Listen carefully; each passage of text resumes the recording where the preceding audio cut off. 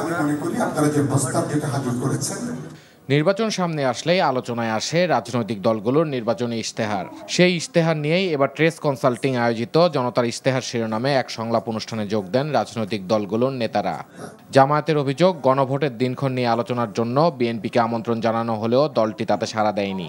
আমাদের মতদ্বৈততা ভিন্নতা থাকতে পারে, এটা যেন মতবিরোধ এবং আমাদের মধ্যে সেরকম অস্থিরতা তৈরি না করে যেটা দেশের জন্য ক্ষতিকর হয়। আমরা আলোচনার টেবিলও কিন্তু আপনাদেরকে আহ্বান জানিয়েছি। সাইফুল হক ভাইদের সাথে আমরা আগেও আলাপ করেছি, বিএনপির সাথে আমরা লং টাইম একসাথে কাজ করেছি, সুসম্পর্ক বজায় রেখে আমরা রাজনৈতিক ডিবেটও আছি, আলোচনায়ও আছি। বিএনপির মহাসচিবকেও কিন্তু আমাদের পক্ষ থেকে নক করা হয়েছে, অবশ্য ওনারা রিপ্লাই দিয়েছেন জামাতের আহ্বানে সাড়া দিবেন না। আর বিএনপির দাবি, কিছু দল জনগণের ইচ্ছাকে প্রাধান্য না দিয়ে নিজেরাই রাষ্ট্রের মালিক বনে গিয়ে রাস্তায় আন্দোলনে নেমেছে। একে নির্বাচন বাধাগ্রস্ত করার পায়তারা বলেও অভিযোগ তার।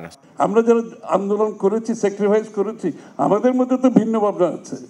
তো এটার একমাত্র পথ হচ্ছে আপনি ম্যানিফেস্টোতে দিয়ে জনগণের কাছ থেকে ম্যান্ডেট নিয়ে পাস করেন।